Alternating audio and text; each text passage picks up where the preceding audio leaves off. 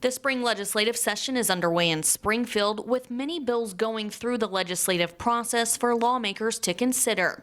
And while social media has become the most popular place to express your opinion on legislation, there's also a more formal way to submit your views, and that's through what's called a witness slip.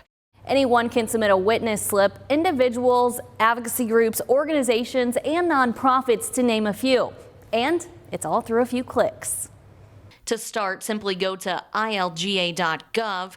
In the left column in the third section down, you'll see GA Dashboard highlighted in red. Click that.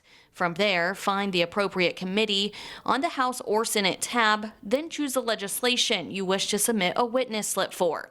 To the far right, you'll see a pencil and paper icon. Click on that icon to create your witness slip.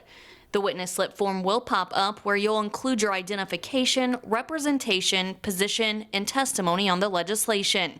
Once you are finished filling out the form, click Create Slip. Your support or opposition is now official record and will be recorded as such during the hearing.